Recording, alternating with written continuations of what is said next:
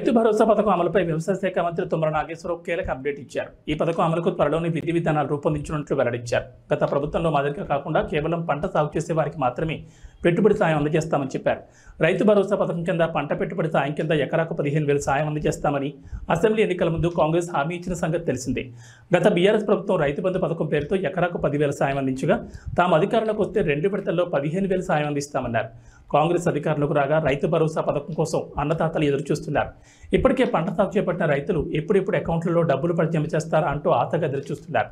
రైతు భరోసా పథకం అమలుపై ఇప్పటివరకు ఎలాంటి నిర్ణయం తీసుకోలేదని ఆయన పంటల బీమా పథకం సైతం అర్హులకే వర్తించేలా రూపకల్పన చేస్తామన్నారు.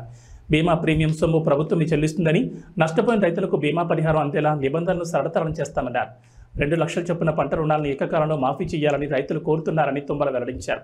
విడతల వారీగా మాఫీ చేయడం వల్ల ఆ సొమ్ము వడ్డీకే సరిపోతుందన్న భావన రైతుల్లో ఉందన్నారు. ఈ అంశంపై త్వరలోనే విధి విధానాలు రూపొందిస్తామని తుమ్మల వెల్లడించారు.